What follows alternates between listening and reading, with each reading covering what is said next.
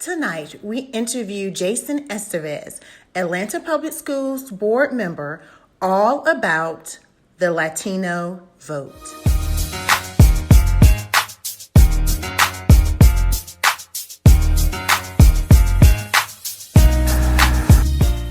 Hello, good evening, guys. We are honored tonight to have Jason Esteves with us, the Atlanta Public Schools board chair. And he's here to talk to us all about voting, getting out the vote for January 5th, and the critical Latino vote. Okay, so sit back and everyone, please be introduced to Mr. Esteves. How are you? Good. How are you? I'm wonderful. I'm just so honored to have you. Again, you are my last interview of the year. So I just am want to honored. push, and get everyone out to vote for January 5th. These two Senate seats are so important to just a dynamic of helping or assisting, maybe in other ways, to get things done for our president and our president-elect. Agreed. And just a reminder for folks, the U.S. Senate is incredibly important. There is a third race on the ballot for Public Service Commission. Daniel Blackman is in that race against Bubba McDonald, who's the Republican incumbent. So I always tend to remind people that Georgians pay very high utility rates, one of the highest utility bills in the country. And the Public Service Commission regulates those bills. So it's incredibly important for those of us who value affordable energy. But another thing the PSC can help with is internet. And I know that all of our school systems have been impacted by this virtual environment. And I strongly believe that the internet should be a public utility. Everyone should have it. It should be affordable and accessible, no matter where you are in this state, whether you're in an inner city or whether you're in a rural county. And the Public Service Commission can also help with that as well. Wow, thank you for that. Yeah, we're so busy with the headliners here, we forget that it's a whole unit that we need to go and vote for, definitely, if we choose to vote for the Democratic Party. Okay, just want to get into a little bit of who you are and what do you do for Atlanta? Yeah, so I am chair of the Atlanta Public Schools Board of Education. That is one of my primary roles, and have been on the school board for 7 years. I'm in my third year of being chair and will be entering the fourth and final year of being chair of the school board here in Atlanta. And of course, in that role, I am part of the governance team of Atlanta Public Schools. We hire, evaluate the superintendent, and we also pass policies, pass the budget.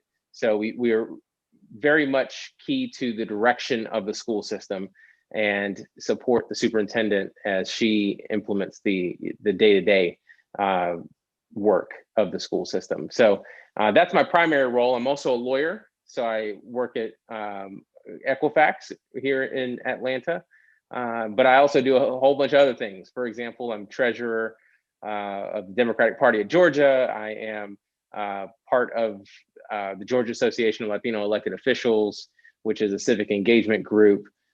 So I do a number of things in the political world. Wow. Well, piggybacking off of that, I wanted to talk to you a little bit about the importance of the Latino vote and how important that is in national elections, in your local elections, making sure you have representation on your school board, such as yourself. How important is that to our electorate today, the Latino? Yeah. Well, look, the representation matters. It is important for us to see people who look like us in elected office, because that tells us not only does it give us confidence that we are being represented well with people who may have similar experiences, but it also gives us something to aspire to, right? I just remember when President Obama was first elected, there were so many people of color who were like, wow, I can be president. I don't have to be white. I don't have to come from a certain part of the country in order to do that. So seeing yourself in elected office is important. I'm the first Latino elected to a school board in Georgia. which Wow. was shocking to me, given that it was 2014 when I was first sworn in. But yeah, I was the first Latino school board member. Right after me, we had the first Latina, female Latina state representative, state Wow. legislator elected. That was Brenda Lopez Romero. We just had the first Latina DA, the first Latino DA elected in the state, in Deborah Gonzalez. She was just elected just a few weeks ago. So Latinos are making history in Georgia. And as you mentioned, we are increasing our power. Just 20 years ago, there were about 10,000 registered voters, Latino voters in Georgia. Today, there are over 300,000 Latino registered voters, and over 175,000 showed up in November. So that turnout was impressive. There's obviously room for more. But that turnout was 72% more this year than in 2016. So Latinos really did show up and show out Yes. in the November election. Wow. I was going to put that show out at the end for you if you hadn't. Now, I know that you are from Georgia. How did it feel when Georgia first turned blue? Now, Clayton County is the county that I reside. We flipped it Oh first, yeah. but Oh we yeah. all helped to flip it. How did you feel when it first turned blue after almost 30 years, since 1992? Yeah. How did you Well, feel? it was amazing. It still feels amazing. It's exhilarating. It gives me pride because I know how much people have worked over the last 3 decades to turn this state blue once more. I know that there are a lot of grassroots organizers, Black and brown organizers, particularly Black women, particularly Latinas, who have been working for so long to engage voters and get them out to vote. And what's happened in Georgia over the last few years is that Democrats, people on progressives have tasted victory, right? For so long, early on in the state, when after 1992, Democrats started losing. And by 2002, I mean, we were starting to get wiped out statewide and at the legislature. And then after Michael Thurman left statewide office, Thurber Baker left statewide office, that was it.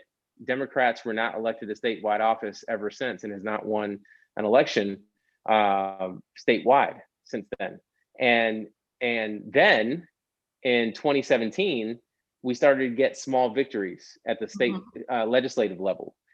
Then Lucy McBath won in 2018. Stacey Abrams got within 50,000 votes of the governor's in the governor's race. So Democrats started feeling that, hey, we can actually win this. We can actually, if we show up, if we vote, we can actually make a difference. And in this last election, we saw what happens when we turn out. Now, I don't want to sound too partisan, because at the end of the day, what I want to make sure is that as many people vote as possible, regardless of who you're voting for. But here's what we know. What we know is that when Black and brown voters, Black, brown, and gold, because we can't forget our Asian Americans in Georgia, which make up over 2% of the population. But when communities of color come together and they vote, regardless of who they're voting for, if they just show up and they vote, people who look like us tend to be in the rooms where decisions are made. People who look like us tend to be elected and represent us well. And not only that, but even those who don't look like us will listen to us more because we're showing up. Say that, yeah. So it's a big deal that Georgia has shown up in a big way. And I'll tell you, we're a battleground for the next decade. I mean, this environment, this energy that you're seeing is here to stay. It's not going anywhere. Wow. Yes, and I definitely hope it will not. We have to get out to the younger vote, the 18 to 29-year-olds. They got it out at about 20% this time. What are some things that you think that we could do to get them out even further? I was speaking to a coordinator for Clayton County Social Studies Department, and she made a statement, the road that leads to the White House are through 18 to 29-year-olds. I said, that may be true. How do we get to them? Yeah. Well, I know that Clayton County has done a great job at this, and so has Atlanta Public Schools. So I'll shout out both school systems in this. But we got to start them early. They have to know their power. They have to realize their power early. And we have in APS a program called the APS Good Trouble Voter Campaign, and that's being managed and lifted up by our social studies department. Janine Lewis, our coordinator, is leading that effort. And what that's about is engaging students from kindergarten all the way up to seniors in the political process and talking to them about voting and why it's important. But not only that, but making sure that every registered voter or any voter that could be registered, whether it's staff or students, that they're actually registered and that they actually have what they need to go vote. We've registered over 700 seniors in Atlanta Public Schools this year, and we've gotten a lot of information out to them to make sure that they actually do vote.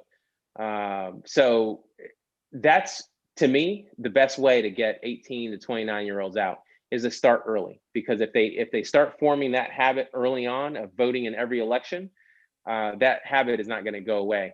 As our grandparents will tell us, it's particularly our grandparents don't miss an election, right? And we need to make sure that for our students, for our children, that they start early and make it a habit, so that it's not even a question of whether they're going to vote.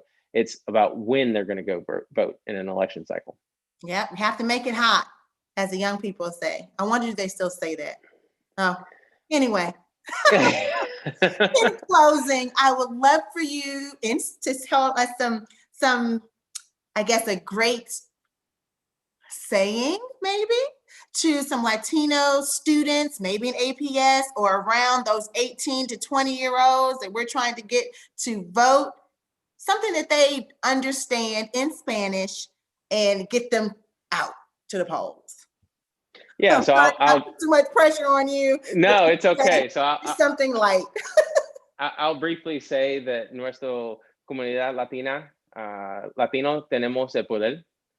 Y en esta campaña tenemos el poder para coger 3 candidatos que van a representarnos bien, y la comunidad tiene que salir y votar. Cuando nosotros votamos, nosotros ganamos. So, por favor, voten en enero y pueden votar temprano, empezando ahora. Y si necesita más información para votar, por favor, vayas a voyavotar.com y puede conseguir más información en ese website. Por favor, voten. Wow, that was a lot. Can you tell us, what did you say? So I said that the Latino community has the power in this election. We can be difference makers as long as we vote, and we have the opportunity in this election to vote for 3 candidates, 3 people who can represent us well, and we have to show up to make sure that we vote for them. And I hope that we vote, that we show up and on January 5th. And I also said that you can obviously start voting before that. You can start voting now. And if you need more information, go to iwillvote.com. And I said that in Spanish, voyavotar.com. That is the Spanish version of the iwillvote.com website. Anybody can go to that website and find information on how to vote and where to vote in this Senate runoff.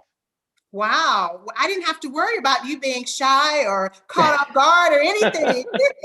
I was stumbling more than you. That was awesome. I've been campaigning all day, so this stuff is just rolling off the tongue at this point. Well, thank you. Thank you so much for speaking with us. And everybody, get out and vote January 5th That's right. or before.